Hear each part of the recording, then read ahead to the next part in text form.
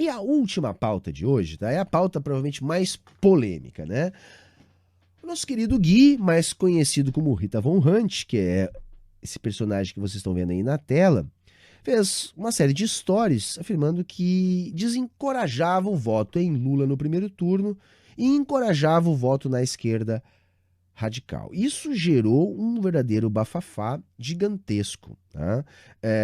Que rumou para um lado muito baixo, muito ruim, e que eu quero aqui colocar alguns centavos de colaboração nesse debate todo, até para ficar mais clara a minha posição em relação a tudo isso. Primeiro ponto, gente, eu já adiantei aqui. É perfeitamente justificável que o campo da esquerda radical não abra mão de colocar seus candidatos no primeiro turno, tá? É completamente diferente, por exemplo, da candidatura do Ciro. A candidatura do Ciro, ela busca realizar a política nos mesmos parâmetros que o lulismo realiza. E nesse sentido, não tendo chance de vitória, pelo menos aparentemente, apenas fortalece o bolsonarismo. No caso da esquerda radical é diferente. É diferente por quê? Primeiro, o tamanho da esquerda radical, que com muito custo atinge 1% nas eleições. Então, é necessário que esse campo cresça. Porque nós temos que entender o seguinte: se é correta a avaliação que o começo do fim do fascismo no Brasil pode ser a derrota do Bolsonaro, e isso eu estou de acordo, também é correta a interpretação que diz o seguinte: só se vai derrotar em definitivo o fascismo a partir de uma revolução anticapitalista. Ambas as afirmações estão corretas. Nesse sentido, é necessário, se nós queremos construir no longo prazo um processo revolucionário, que a esquerda revolucionária cresça. Isso é imprescindível, gente. E é imprescindível utilizar o momento das eleições para realizar um processo de politização e crescimento da esquerda revolucionária. Essa esquerda revolucionária tem que sair desse 1%, tem que apontar os limites do lulismo, tem que apontar um caminho revolucionário que o lulismo não se propõe a apontar. E veja, isso nem é uma crítica. Eu costumo dizer que eu não me decepciono com o Lula porque eu não espero do Lula algo que ele nunca prometeu me dar. Né? Por exemplo, hoje eu fui lá e comentei, né, no Twitter, no post bizarro do UOL, dizendo que o Lula estaria pondo em risco a economia ao afirmar que no governo dele não vai ter teto de gastos. Olha, quando o Lula faz uma afirmação correta, é dever de nós comunistas lá dizer isso é correto. Vejam, o teto de gastos na prática não existe e nenhum presidente eleito vai mantê-lo. Mas é importante sim que o Lula diga abertamente isso. E sempre, isso é uma regrinha básica, que a mídia de massa cai de pau no Lula é porque o Lula falou alguma coisa certa.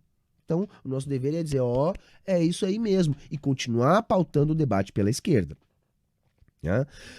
Assim como é dever também dos partidos revolucionários utilizarem a eleição para apontar essas limitações, para apontar as contradições e para fazer crescer o seu grupo. Isso é necessário. E é dever dos petistas, no meu entendimento, compreender isso. Ora, isso é natural. Se os revolucionários precisam construir a revolução, não vai ser apoiando um partido que é anti-revolução, como o PT, que vai se construir um campo revolucionário mais forte no Brasil. E qualquer voto que não seja em Bolsonaro, no primeiro turno, né, está colaborando para haver um segundo turno. Aí nós vamos poder cair naquela outra interpretação. Mas, Humberto, não seria mais interessante, diante desta conjuntura, a gente lutar para que não se tenha segundo turno? Ora, eu vou dizer que essa interpretação também é válida.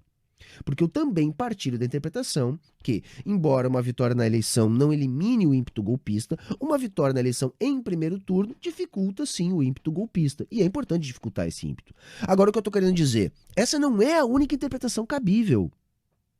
Não é a única interpretação cabível.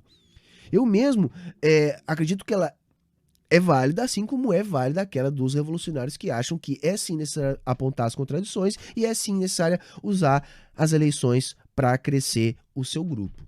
E nós estamos falando de um grupo que tem 1%. Ou seja, um grupo que dificilmente vai ser determinante para o resultado no primeiro turno. Então, o que eu estou querendo dizer? A Rita, né, este personagem do Gui, tem todo o direito, e não é nem um pouco contraditório com o que o próprio personagem vem fazendo ao longo desses últimos anos, defender isso. É absolutamente razoável que ela defenda isso. É razoável também que parte do petismo critique isso. Diga, olha, não é assim, a interpretação que nós temos é outra, porque tem o risco de uma ruptura institucional, derrotar o Bolsonaro no primeiro turno dificulta um golpe, é fundamental que a gente tire o Bolsonaro para afastar a ameaça fascista. Todos os argumentos estão corretos, mas o problema é que a coisa não ficou assim. O debate não ficou nesses termos, a coisa partiu para o ataque. Um ataque sistemático, muito parecido com o ataque que o gabinete do ódio faz a figuras públicas quando quer destruir imagens públicas. É isso mesmo que vocês estão entendendo. Há uma certa ala do petismo que de vez em quando tem um comportamento similar ao do gabinete do ódio bolsonarista, que não consegue fazer uma crítica razoável. Tem que partir para o ataque descabido. E é um ataque descabido em que sentido? Esse cara aí trabalha para Globo. É quinta colunismo isso aí. Ele trabalha para Globo. Então, se ele trabalha para Globo, ele está sendo hipócrita. Gente, todos nós temos que trabalhar. Tá? A maior parte de nós trabalha para burgueses. Se você trabalha com personagem, com divulgação, você também está sujeito a ser contratado pela Globo. Tá? É desonestidade dizer que a Rita Von Hunt fez aqueles stories lá por causa do seu trabalho relacionado com o Grupo Globo. Isso é o que ela sempre defendeu, tá absolutamente de acordo com o que o personagem defende. Então esse ataque é baixo, é chulo, tá? É irresponsável. Isso não é crítica, isso é ataque. Pior ainda foi o que aconteceu depois. Desencavaram tweets de 2011 do Gui, tá?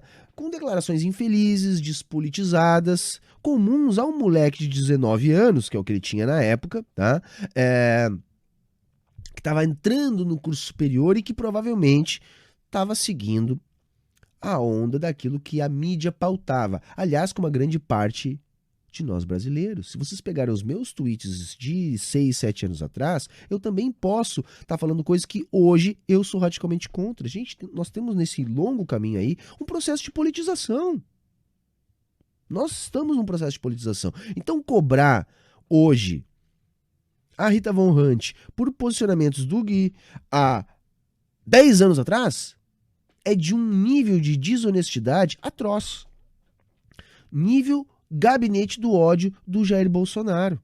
Não tem o menor cabimento fazer isso. Então eu disse também lá no Twitter, gente, isso é coisa, tá, de uma pequena burguesia despolitizada. Talvez o tweet não tenha ficado muito bom, mas eu delimitei ali. Primeiro pequena burguesia, depois despolitizada. Aí a galera diz, mas tu acha que o Gui não é um pequeno burguês? Gente, a determinação provavelmente é essa, né?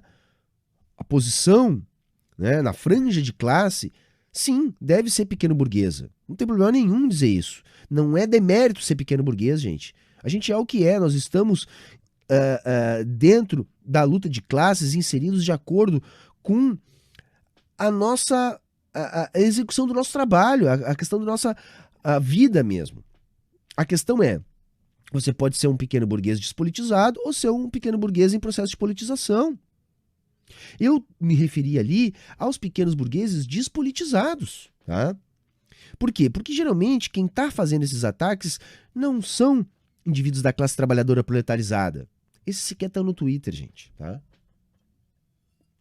Vamos entender que o Twitter é uma ferramenta pequena burguesa, onde uma pequena parcela da classe trabalhadora se encontra. E vamos entender o seguinte, pequena burguesia faz parte da classe trabalhadora, tá? Não faz parte da classe burguesa, tá? Isso é fundamental. Então, os ataques, em geral, foram nas redes, sobretudo no Twitter. Uma rede essencialmente povoada por pequenos burgueses. E quem está fazendo esse ataque mais descabido é uma parcela despolitizada. É isso que eu disse lá. Porque a parcela mais politizada vai fazer uma crítica a isso. E cabe sim uma crítica a isso. Mas o que rolou não foi crítica, foi ataque. Tá? Desencavar tweet de 2011 é ataque. Tá?